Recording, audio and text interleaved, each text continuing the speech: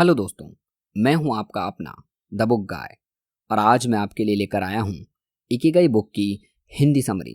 दोस्तों, ये book Japanese secret है लॉन्ग और हैप्पी लाइफ का। तो चलिए फिर शुरू करते हैं।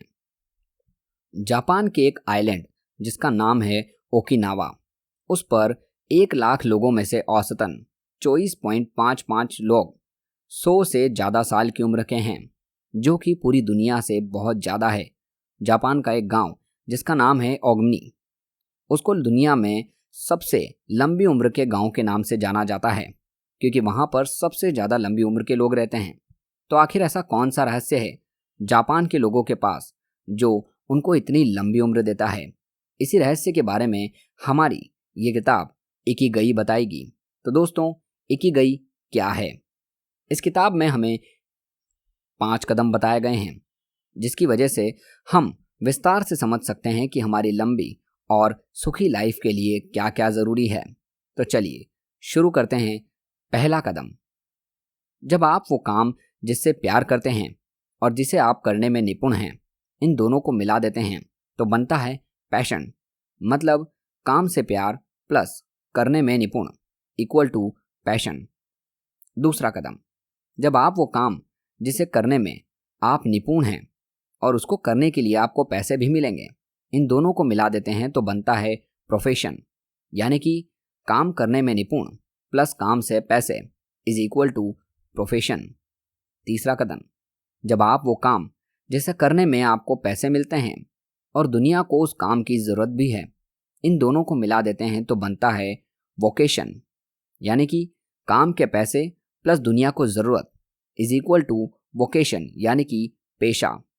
चौथा कदम, जब आप वो काम जिसकी दुनिया को ज़रूरत है और उस काम से आप प्यार भी करते हैं, इन दोनों को मिला देते हैं तो बनता है मिशन। यानी कि दुनिया को ज़रूरत प्लस काम से प्यार इज इक्वल टू मिशन। आखिरी कदम में जब आप ऊपर दिए गए चारों कदम यानी कि पैशन, प्रोफेशन, वोकेशन और मिशन को मिला देते हैं तो बनता है इकिगाई। यानी कि passion plus profession plus vocation plus mission is equal to ikigai. जब भी आप कोई कार्य कर रहे हों तो आप अपने आप से पूछें कि क्या वो काम आपको करना अच्छा लगा है? क्या वो काम करने में आप निपुण हैं? क्या वो काम क्या आपको कोई पैसे देगा? क्या उस काम की दुनिया को ज़रूरत है? हर किसी का अपना एक इकिगाई होता है, उसी को हमें खोजना है। जापानी लोग उसी को ढूंढकर अपनी ज़िंदगी उसी अनुसार जीते हैं। ऐसी और क्या चीज़ें हैं जो जापान के लोगों को इतनी लंबी और खुशहाल ज़िंदगी देती है? आइए देखते हैं। रिटायरमेंट। क्या आपको पता है कि जापान की भाषा में रिटायरमेंट के मतलब जैसा कोई शब्द ही नहीं होता। जापान के लोग अपने काम से कभी भी रिटायर नहीं होते, वो पूरी ज़िंदगी कुछ ना कुछ काम करते रहते हैं। वहीं अगर हम दूसरे देशों की बात करें तो वहाँ लोगों को जल्दी से जल्दी रिटायर होना है। उनको कैसे भी करके अपने काम से छुटकारा चाहिए, और ऐसा इसलिए होता है क्योंकि वो अपने काम से प्यार नहीं करते।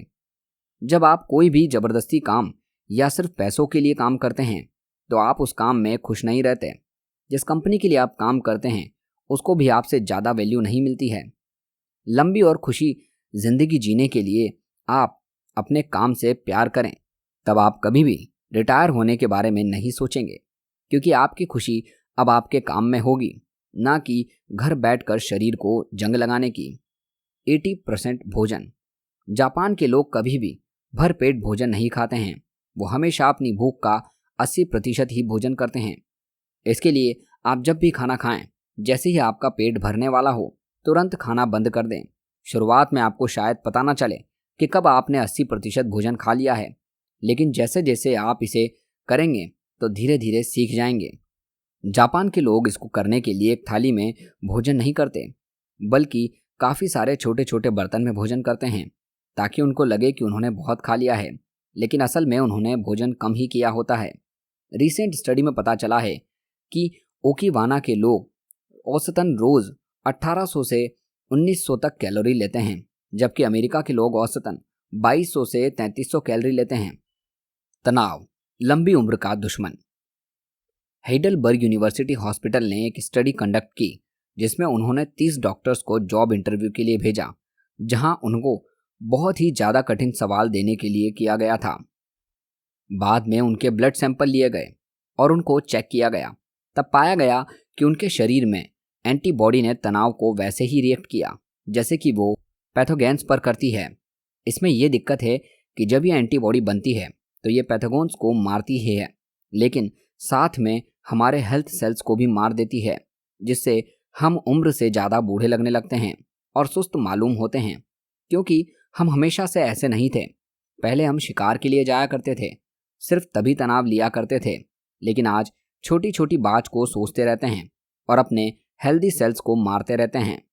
पहले का तनाव सच्चा तनाव था, मतलब कि जब कोई जानवर आकर हमला कर देता था तो उसमें हमारी जान जा सकती थी। लेकिन आज के खतरे सिर्फ नाम मात्र के खतरे हैं, जो हम सिर्फ अपने दिमाग में बना लेते हैं, लेकिन असल में वो होते भी नहीं हैं। इसलिए ध्यान रखें, थोड़ा सा तनाव आपके लिए अच्छा है। इसीलिए नापतुला तनाव आप ले सकते हैं, जिससे आपको काम करने में मदद मिलेगी। ज़्यादा ना बैठें। ज़्यादा देर तक बैठने से आप जल्दी बूढ़े होंगे।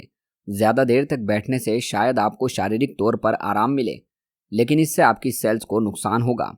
खाने का असंतुलन, हाइपरटेंशन और यहाँ तक कि कैंसर जैसी बीमारी भी हो सकती है।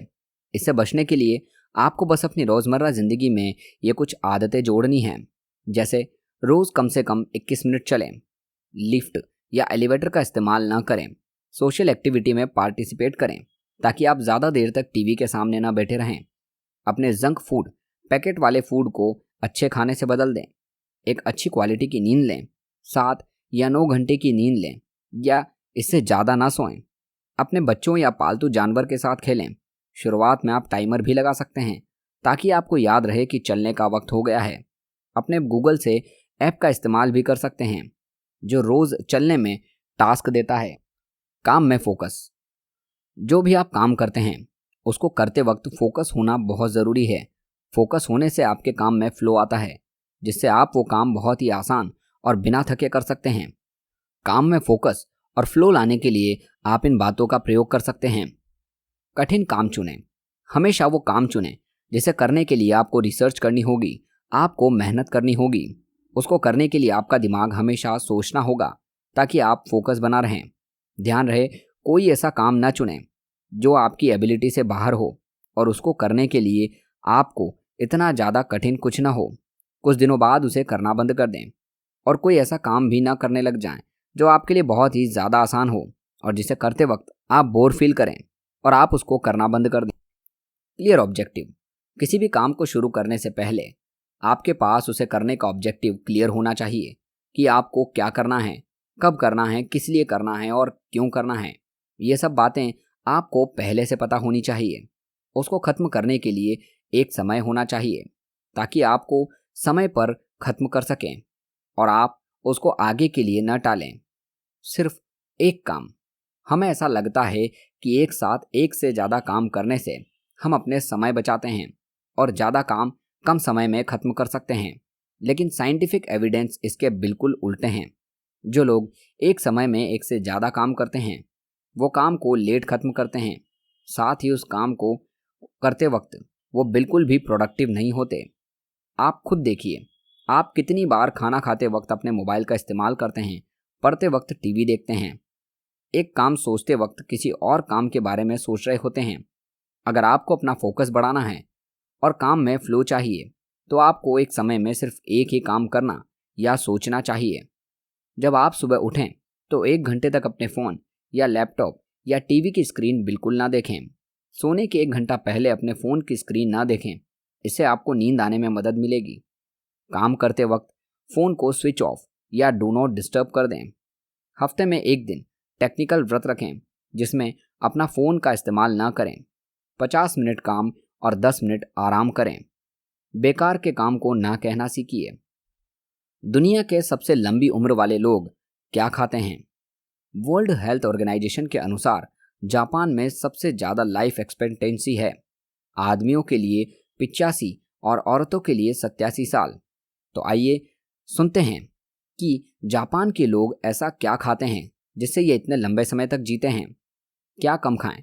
जापान के ओकिनावा के लोग नमक और चीनी बहुत ही कम खाते हैं। पेट भर के खाना नहीं खाते। भूख का 80% ही खाते हैं, जो हमने पहले ही देख लिया। तो ये क्या खाते हैं? जापान के लोग रोज औसतन 18 अलग अलग तरह के फूड खाते हैं। फलों और सब्जियों की 5 सर्विंग्स हर रोज लेते हैं, जिसमें अलग अलग रंग की शिमला मिर्च, गाजर, पालक, गोभी, आलू, फलियां और सोयाबीन होती है। 30% कैलोरी जापान के लोगों की सिर्फ सब्जियों से आती है। गेहूं जापान के लोगों की नींव है और सफ़ेद चावल रोज खाते हैं। मछली हफ्ते में 3 बार खाते हैं। नमक औसतन 7 ग्राम से 12 ग्राम ही खाते हैं। तो दोस्तों, उम्मीद करता हूँ आपको ये बुक समरी अच्छी लगी होगी। तो दोस्तों, आप नीचे कमेंट सेक्शन में बताएं, क्या आप भी जापान का ये तरीका इकिगाई को फॉलो करने वाले हैं? अगर हाँ, तो आप भी इसे कब से स्टार्ट करने वाले हैं, ये कमेंट सेक्शन में ज़रूर बताएं। और दोस्तों, अगर आपको ये वीडियो अच्छी लगी हो तो इस वीडियो को लाइक और चैनल को सब्सक्राइब करना ना भूलें। और अगर आप चाहते हैं कि आपका कोई दोस्त जो भी इस फॉर्मूला को फॉलो करे, तो इस वीडियो को अपने दोस्तों को ज़रूर शेयर कीजिए। मिलते हैं अगली वीडियो में अगली समरी के साथ। धन्यवाद।